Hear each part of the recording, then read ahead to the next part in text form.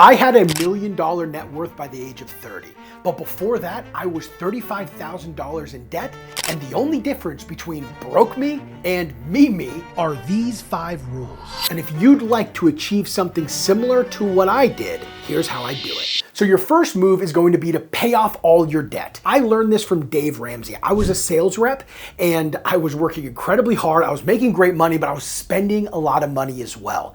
And I was listening to Dave Ramsey and he said something that was really powerful. Here I am sitting there, $35,000 in debt. A lot of it was credit card debt, a couple of car payments, and I'm listening to Dave Ramsey say, you work so hard to have nothing to show for it. Wow, that hit me like a ton of bricks because I was working so hard, spending all this money, trying to just live a lifestyle that was really above my means. And of course it was within my means at a certain point, but when you have a bad month or a bad quarter and you end up not making a credit card bill and you start piling on the debt, it can get really exhausting. And it was a requirement for me to pay off my debt. The reason why you need to pay off all of your debt is because when you get to point 3 here, which is you want to make sure you have as low of monthly expenses as you possibly can. Here's how I did it. First, I audited my spending habits. You would be blown away by how you're killing yourself going to bars every single weekend and buying random stuff from an Instagram ad. Really spend the time, look at your spending and determine what is mandatory and what isn't. Number 2, stop spending money that you don't have to spend.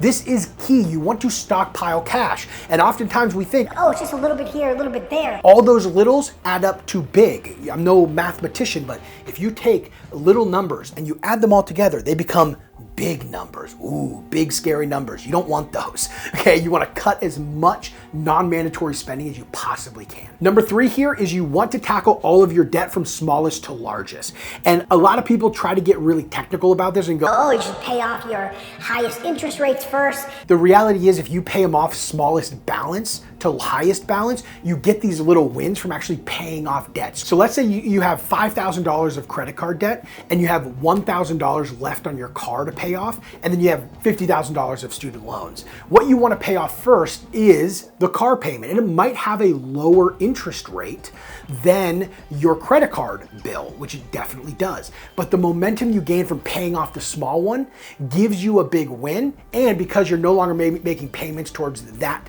expense, you can take that money and funnel it into the next one. Technically, if you were to do this all in a spreadsheet, you would find that paying off the highest interest rate first is the better one financially, but humans aren't spreadsheets. We have behavior, and it's nice to have those little wins, so stack your debt from lowest to highest and pay it off from lowest to highest. And that's really number 4 here, pay it all off. Really prioritize paying off your debt. Which brings me to my next point here, which is save up 2 years of expenses. This is what I did. I saved up way more than what I needed. And it made me feel incredibly comfortable that I had 2 years of expenses in case I needed it. Now, I started saving this after I paid off my debt, and I did include the 401k that I had been contributing to for my entire career. Even though I had no intention of liquidating my 401k, I still counted it because if worse come to worse, I could access that cash if I needed to. There's penalties and stuff, so I had no intention,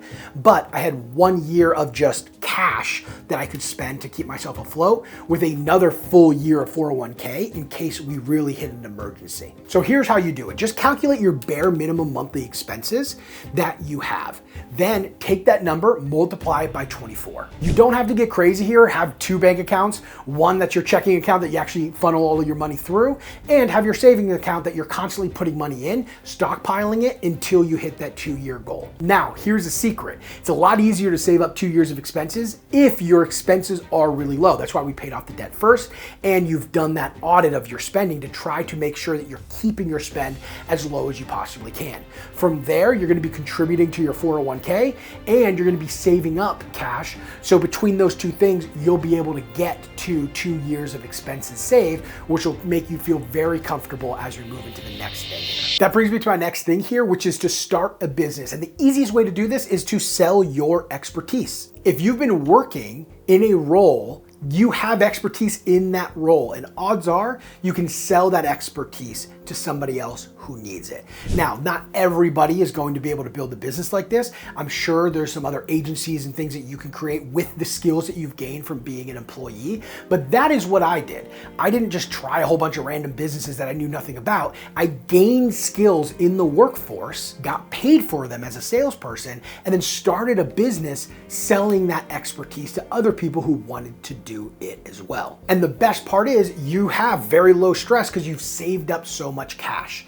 And that gives you the freedom to try different things and really get something working versus having this pressure that you need to make cash quick, which can cause you to do things that don't make sense in the long term, like sell stuff that you're not really qualified to sell or deliver on a poor customer service. Now, I like service businesses, and that's what I generally recommend people start first. And the reason why I like service business is because they're really easy to start. They don't require a lot of capital, so you don't need that much money to actually start them, which is great. You just need a website and an email to be able to reach out to folks. And then finally, they're very simple businesses. You need X, I can help you with X, pay me to do that for you. And that is a service business in a nutshell. You'll learn the best ways to deliver the service and how to optimize everything later. First, just focus on providing a service that's so great that people are happy to pay for it and is allowing you to not only pay your business expenses plus whatever you need to help acquire customers, whether that's paid ads or your email sending system or purchasing databases, whatever it might be. They're simple. The customer has a need, you provide that need, and later on, you'll figure out how to optimize it, make it as efficient as you possibly can.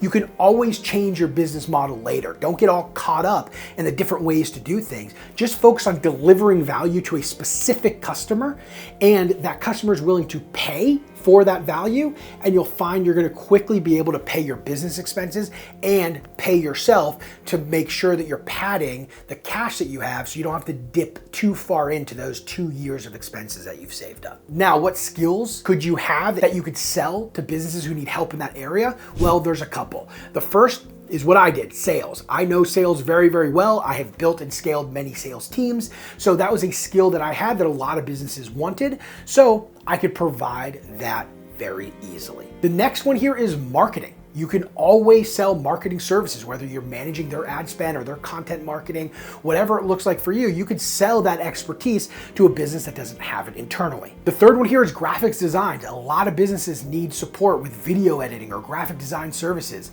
Totally viable businesses. And a lot of people go, Oh, well, AI is going to replace a lot of this stuff. it hasn't yet.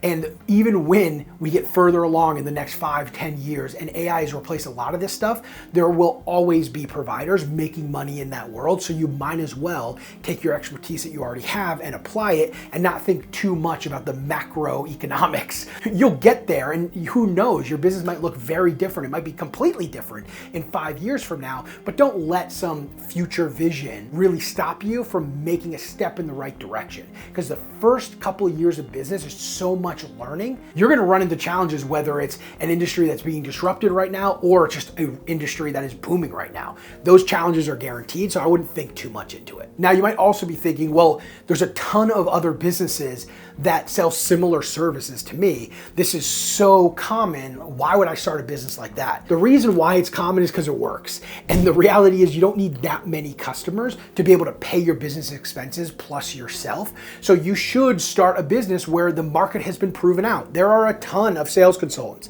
There are a ton of marketing consultants, of video editors, graphics designers. There's a lot of these businesses because people make money doing them. So don't get too in your head. That's my point. Start something that you know you can get a couple of customers and actually make a living from. Now, how do you actually make a living? You need to sell your service for $3,000 to $10,000. Now, that's a big range. It's going to depend on how skilled you are. But if you can sell something within the $3,000 a month to $10,000 a month range, you won't need that many customers to be able to pay all of your bills. And that's the key, because once you get out of that scarcity mindset of like, I need a customer, I need a customer, I need a customer, you can start breathing a little bit and focus on how to make the operations of your business a lot more streamlined. That's more advanced stuff than we're gonna get into this video, but just know your original offer that you're selling to folks should land between $3,000 and $10,000 a month. Then the next thing you do is focus on nothing but finding the customer. Don't worry about crafting the perfect offer. Don't try to think, Oh, how am I going to service all of these customers? just focus on getting the first customer. That is who you will build around. And then you'll get another customer and you'll build a little bit around them. And it's gonna be too custom in the beginning. And people who have decades of experience in business are gonna say, you shouldn't do a bunch of custom stuff. Early on, it's helpful because you're gonna learn the buyer very well and also learn how you like to interact with customers. I've gone on a ton of different journeys around how we deliver service to a customer. You need to figure out what looks good to you, and you only figure that out by really doing it. And if you are really stuck on the how, like how am I gonna do this? How am I gonna do that? What if I don't know everything? Listen, just get the customer. You'll figure it out later. If you can't Google something or ask ChatGPT, you're doomed, okay? You're doomed from the beginning. What I'm suggesting here is really spend the time getting the customer and over deliver for that customer. Really give it your all. And you'll see you're gonna be able to deliver on a service because you have the customer in the center of your focus. That's all you care about. Then you'll get another customer, then another customer, and later you can worry about all of the small details. And I repeat that a lot because I feel like people get really caught up in paralysis by analysis. They want their offer, their business, and everything to be perfect from the beginning. And for the vast majority of first-time entrepreneurs I've met, they struggle. They all do. No matter how much time they have spent before going to market, they struggle. So get out there and start struggling. Get customers. Focus on that. Everything else will work out. Now, as you've gotten traction and you're starting to service customers yourself, maybe you've gotten an EA, an executive assistant, to help you better service those customers, you're gonna get to a point where you need help. Which leads me to my fourth point here. Find someone else who can deliver on the expertise that you have so you don't have to anymore. I'm talking about get out of servicing the customer. I tried and failed at this once, so learn from my mistakes. Here's what I did. Originally, when I was growing my company, I got to a place where I was in 39 hours of customer calls every single week. Now, that doesn't include anything else I had to do, like worry about our finances and go through and check stuff. Make sure that I have sales calls that are going through, so doing any outreach that I might have to do or get customers that way. Doing the actual sales calls, includes nothing else. Just client calls, 39 hours every single week. I was up to my eyeballs. So what I did was I hired somebody junior with the plan of training them on my systems. Now, for some businesses, this might work all right for. You can determine if that's the case or not. For me, it definitely didn't work out all right. It was a complete disaster. I ended up having to let that person go. It costed me a fortune just making the bad hire, and I lost a customer. The whole thing was a mess. What I ended up doing was looking for somebody who was a complete opposite, somebody with a ton of experience. And that's how I found a member of my team named Fetty. Fetty has been doing sales strategy and operations for 25, 30 years. He's a genius. I love him to death, and he's so knowledgeable. When I hired Fetty, 3 weeks later, he has all customers completely under control because he was so knowledgeable. It shortcutted everything for me. So I recommend finding somebody with that expertise. So how do you do that? And this is stuff that you want to do early on, so when you get to this point, you're ready for it. The first thing is really grow your network. Go to events, meet people, make sure you get their phone number, text them often, ask how they're doing, meet up with them, like really focus on building a network of other business owners, not people you can sell to, don't have the intent to sell, but the intent to make friends with other entrepreneurs. This is gonna become extremely helpful. The next thing you wanna do is grow your audience. Build a following on LinkedIn, build a following on Instagram, grow your email list, get an audience so that way you have a group of people that you could sell your service to, but also you can reach out to when you're ready to hire. And when you get to that point, you're gonna wanna put job postings on LinkedIn, reach out to people in your network, see if they know anybody who would be a good fit for your role, and reach out to people in your audience, do an email blast, do a post on LinkedIn, whatever you can do to get candidates who could be a good fit to deliver your service. And early on for first hires, you want somebody who's adaptable. They've had experience wearing multiple hats before and they do well in those environments. The second thing is they're really comfortable at the early stage because it's completely different than being at an established company. Number 3, of course, is competency. They can do their fucking job. That'd be nice, right? So make sure that you know that there's somebody who can do the job. Number 4, I recommend hiring somebody with experience. Even if you have to pay more money because it's so worth having somebody who already knows how to do what you want them to do. Now, one of my favorite quotes is hiring is guessing, firing is knowing. Don't get so attached to the money. If the person doesn't work out, let them go and find somebody else. You can make more money, but it's very hard to fix something that someone else has broken.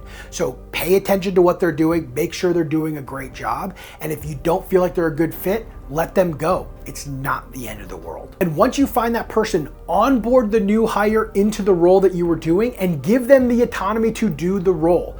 Trust but verify.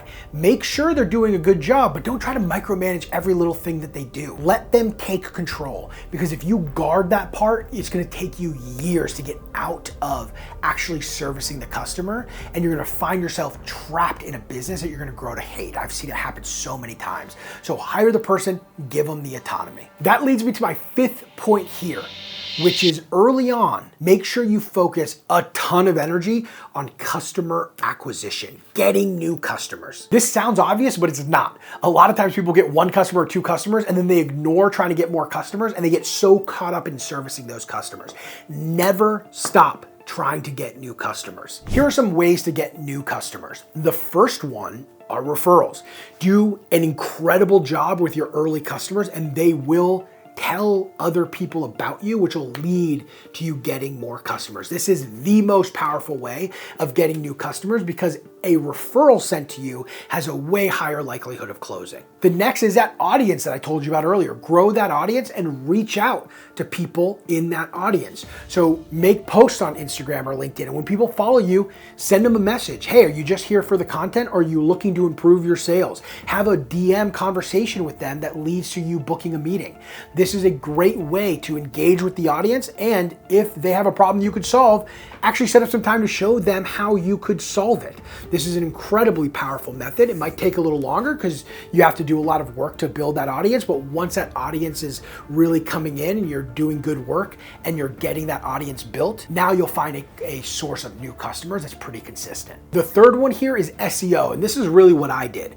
Early on, I wrote blog articles for keywords that people were gonna be looking up, and that's how a lot of my early customers found me. They were Googling things, stumbled upon the website, reached out, and there you go. We made a deal happen. This worked incredibly well for me. I'm going to mention it. It might be getting disrupted now because of AI. I'm not too sure, but I do know that it worked really well for me, so it might be something to look into. Either way, creating content is incredibly valuable.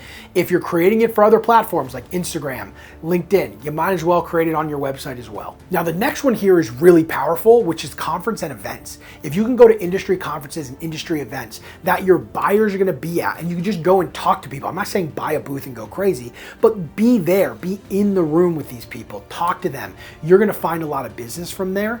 And you're also gonna be building your network, even if you can't sell to them, because you've met them in person. That's gonna build stronger bonds. And that leads me to the 5th one and the final one I wanna talk about in this video here, which is cold outreach. This is my #1 favorite. Cold call, cold email, cold message people on social media, send them Loom videos. All the methods of cold outreach can be effective. You just gotta pick one and go with it. I recommend cold calling because it's very fast. I pick up the phone, I call a person, have a conversation. Do they have the problem? No? Great. Next call. Do they have the problem? Yes? Great. Let me tell you how I can solve it. It always works doing cold outreach, so I highly recommend this channel. And like I said, my favorite is cold calling. And if you want to know how to do cold calling effectively for your business, then you'll want to watch this video here.